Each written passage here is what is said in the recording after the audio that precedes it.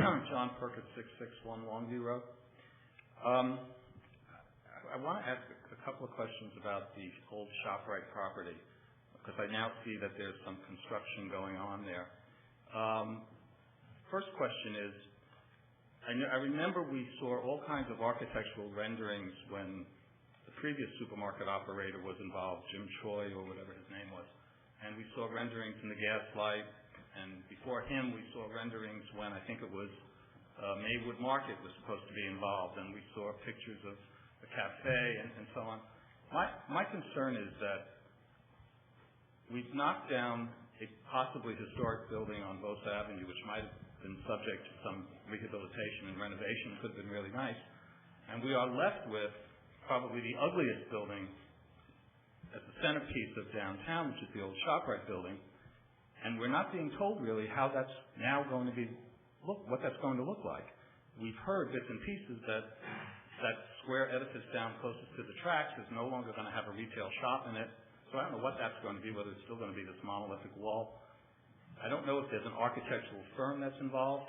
I don't know much of anything except, work is going on. But what is it going to look like? It is such a centerpiece in the town that unless somebody puts some kind of code against what this place looks like, I fear that a few windows are going to get slapped in there, the doorway replaced, and it's not going to look a heck of a lot better than it looks right now.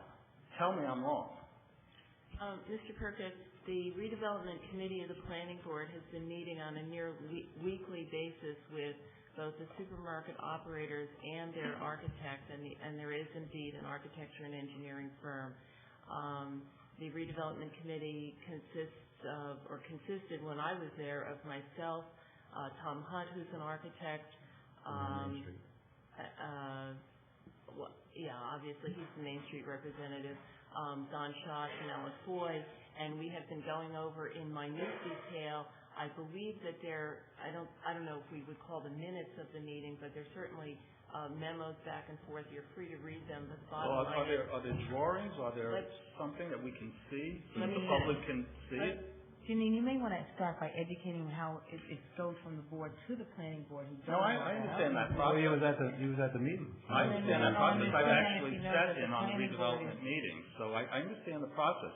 What I'm not seeing is a visual. We have visuals. Would you like to see them? I would love to see the visuals, and I think the public would love to see them. Mr. Purkert to understand everything that the redevelopment committee has already negotiated down to the muntins and what they look like in the windows and so on and so forth. We're paying a great deal of attention to all of the architectural details, every elevation, east, north, west, and south, so that building is, it's not a beautiful building, but so that it is something that, especially as you're coming down from the hill, it looks really good. We have railings that are going all the way around it, on the New Jersey Transit side and everything else. So I think we're... it's just such a pivotal property in the town that I would hate for it We have said that very sentence. But my concern is, does the town have codes that can enforce a particular look? And I don't think that they have. I'm glad you brought that up, because I noticed in our package tonight that the meeting just before I got here, I believe it was on December 18th, Trustee Rosner again questioned what's going on with the Historic Commission, and I'm going to take that up with him and work something out for the next meeting. It's particularly important for the downtown. As soon as this meeting is over, we have been asking for design standards and codes.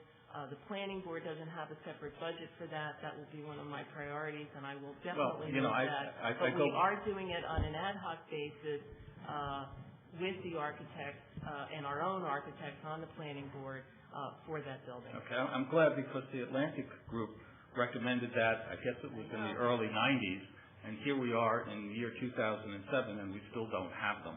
So, that is sort of frustrating to some of us residents who are really concerned about that. The other thing that I wanted to ask, and the last time I was at the podium, I asked Mr. Gross whether the report had been issued on the State of Village Hall that had been commissioned, I guess, by this board. And he said it was, and I could come downtown to look at it. And I did. I took a look at the report. I think it's called the WASA report.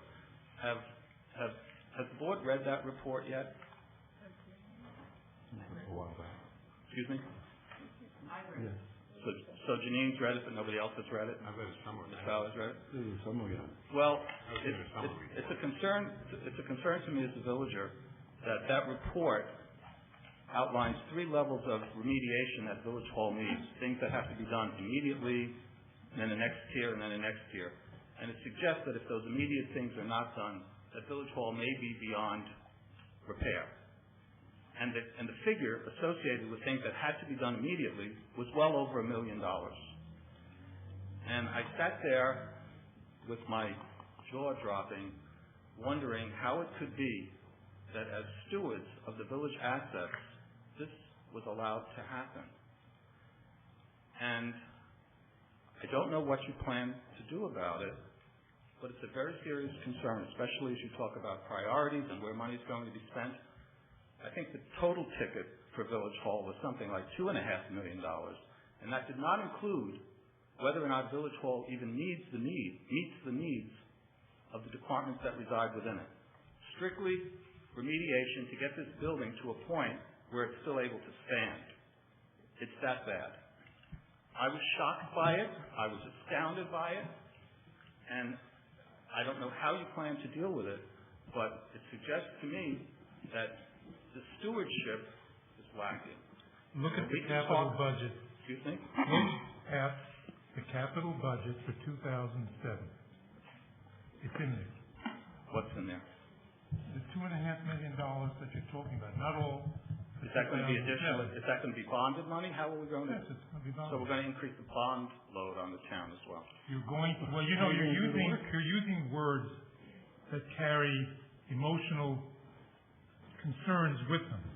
The bonding level of the town, which is currently around $50 million, Yes, I know. is that we have another 20 some odd, it's somewhere, we are well below the normal level that most towns use of their bonding capacity. So you're not in any great danger if we put $1 million and a half towards Village Hall into the 2007 capital budget to deal with these needs. And we've tried to deal with these things in a responsible way. The reasons that you had a WASA study was that we shouldn't do something and then have to tear it down and do it all over again. I only compare it to how I maintain my house. If I maintain my house rigorously over time, one year I may replace the roof, next year I may replace the window, maybe next year I replace the heating system. I don't let it get to the state where I have to replace the roof, replace the bricks, replace the major infrastructure and heating and air conditioning and egress and code violations and so on and so on and so on. There's a laundry list. I would encourage each member of the board to read that report in detail because it speaks volumes, much better than I can do it up here. And I would suggest to any member of the public who wants it, they should go down to Village Hall and read it. That report was commissioned by the Board of Trustees. I know. And I encourage, as I said, I encourage you to compare that report, what is going to be done in the capital budget for this upcoming year so that you'll see that it's being dealt with responsibly. Well, the fact that the board commissioned the report was a responsible way to proceed. And there's no need to try to scare the public by using emotional words in terms of what is happening. The board is paying very close attention to those things that have to be done. We have discussed them in the Finance Committee. It's been discussed at conference agenda. And these things are not being overlooked. Can I ask a question? Sure. I'm sorry. Your name again? John Purkert. John, yeah. Mr. Purkert, I'm following your logic and your philosophy, and I'm hearing you step by step and your concern about letting things go. And I'm just curious personally, do you support the old stone house? Because there's times also where I feel like we're being questioned on where the priority of the money is going, but this philosophy supports what they're saying about the old stone I- house. I- I've never heard you come up here and talk so passionate about that. And Actually, I was up here at the last meeting and said my position on it. The historic preservation is what common theme is what I'm hearing that you're saying. I think